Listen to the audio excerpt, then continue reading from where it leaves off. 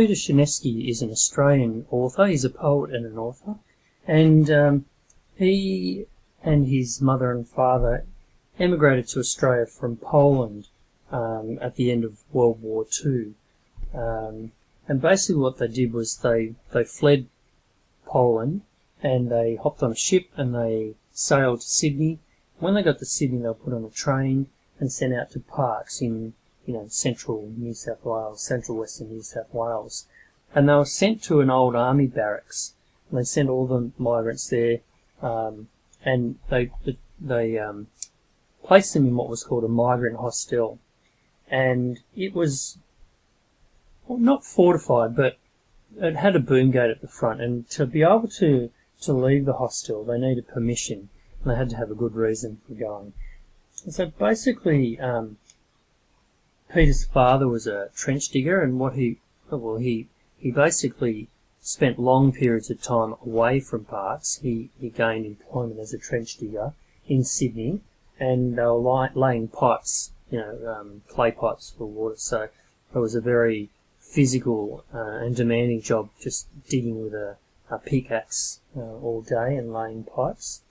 And his mother worked as a domestic servant on a rural property. And so basically each day they would leave the migrant hostel and they would walk through the town. The migrant hostel would be on the outskirts of town, so they would walk into town. And the premise of this story is that they were going to work at a place in Carp Street, so in town as a smaller job. So when we read this passage, what I'd like you to consider are these three things. Firstly, how does the landscape impact on the mother and child? So they've come from, another part of the world, and they're sent to a very remote place, very foreign to them and very dry and harsh, in comparison to what they would have experienced in Poland. And incidentally, they lived in the migrant hostel for 2 years, and when they arrived, they were told they were just waiting for the government to place them in a suburb in New South Wales somewhere. And it actually took 2 years for them to get that letter, and then they moved to Sydney. So we want to look at the landscape. The second thing I want you to look at is the relationship between Paul's mother and Mrs. Burnett, the property owner. And there are a lot of things that are implied. So Peter never says directly what their relationship is. The way in which they speak to each other, the way he's written the story and the actions of the story, we get to learn a lot about that. So I want you to think about that. And then finally, the third thing is, what is the point of focusing on the redback spider? Because after all, this is the title of the story. So what significance does that have in this overall story? So here are the questions that we're going to actually do. But first we'll read the story, and then when we're finished, I'll get you to come and answer these questions. The house in Carp Street was a 5-row cottage built on a sloping block of land, the foundations at the back being high enough for a child to stand under and an adult to crouch or sit down. Except for its weeds, the yard was almost bare, empty of bushes or trees. A few geraniums straggled out of the cracked earth down one side of the house under a window. The weeds were dried yellow, brown and white by the hot summer sun. They grew densely at the back and more sparsely towards the front and down the sides of the house. Patches of reddish-orange clay blended in with them. This was the gardening my mother had been employed for. Her task was to clear the yard of weeds and stack them. Later, they all had to be burnt. My mother had been recommended by Mrs. Hunter, the owner of a farm where she worked as a domestic servant while we lived in a migrant hostel in the central west of New South Wales after our arrival in Australia. My father was living in Sydney and working for the Water Board as a pipe layer, although he used to come by train once a month to visit us. The lady of the house, Miss Burnett, a widow, was a bony woman whose brown as leather skin hung over her frame like a synthetic material and gave her an appearance of being fleshless. She spoke shrilly, bird-like, peering over her glasses, as if my mother and I were hard of hearing. Despite her appearance, she did not seem to be very old. As she spoke, she pointed with a crooked finger. "The gardening implements under the house. You may stack the weeds over there in the left corner. They must be burnt when they are dried out. I shall pay you at the end of the day." "Thank you. Oh, yes, the child may stay with you, providing he does not become a hindrance." With that she hurried away, but at the top of the steps she closed the door slowly, deliberately, with a metallic click, as if to establish the necessary barrier that exists unspoken between mistress and servant. According to my mother, the work would take 2 or 3 days, and these she would slot between the days she worked for Mrs. Hunter.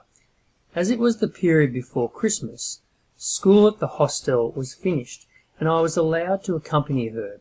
We would catch the bus from the camp to the centre of the town, and then walk among the shops and houses with tiny rural gardens, past the post office, police station and courthouse, skirt the hospital grounds and walk around the hill with a war memorial on top, its pale blue light burning all night and into the early hours of the morning.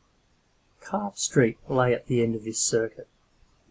On the first day, while my mother worked, I played in the dirt among the weeds, with 2 small rectangular blocks of wood that were imaginary cars, making tracks and roads. When the sun became too hot, I would go under the house, continuing my game there. My mother wore a broad-brimmed straw hat and made me a cap by tying knots in 4 ends of a handkerchief. We drank water from the tap by the back steps next to the outside toilet.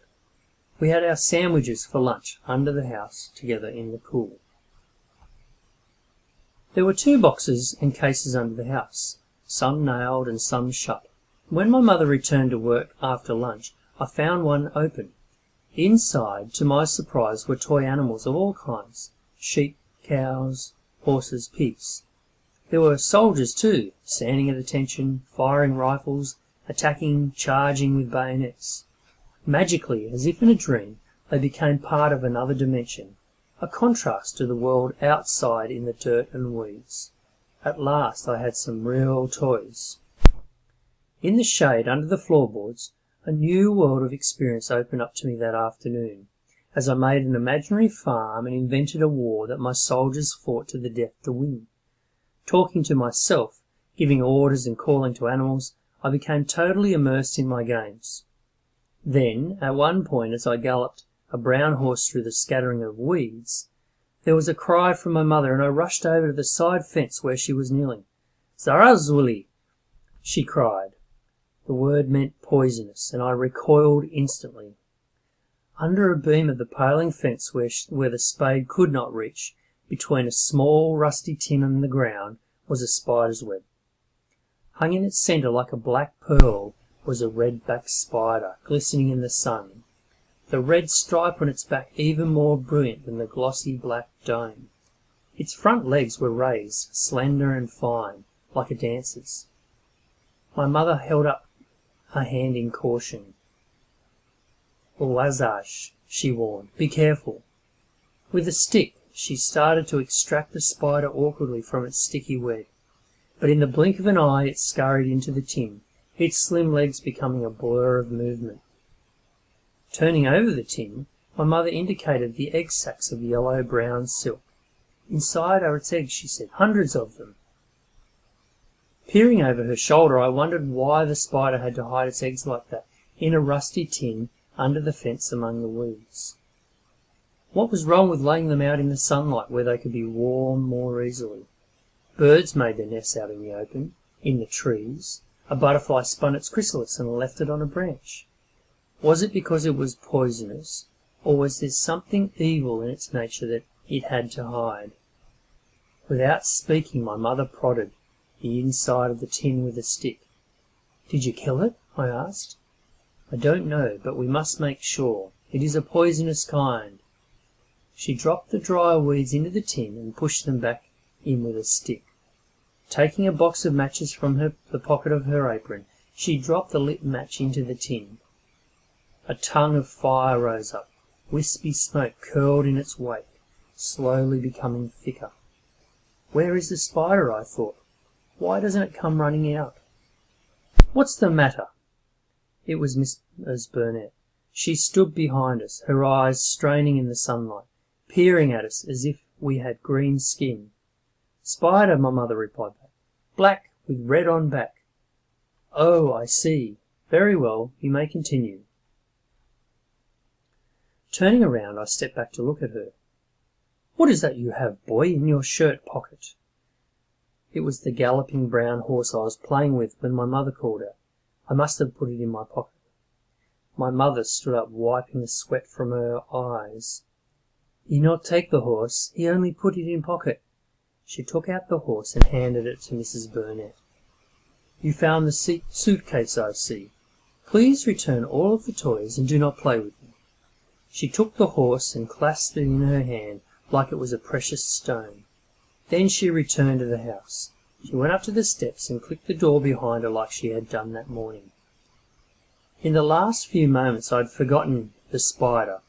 Suddenly I remembered, the spider, and at our feet the fire had gone out.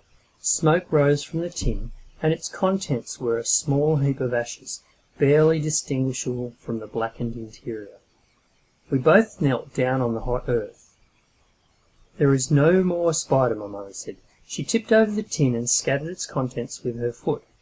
Then she picked up the tin on the end of the stick and carried it over to the garbage bin next to the toilet. It fell in with a clunk, and she dropped the lid with a clatter, as if she did not care whether it made a noise or not.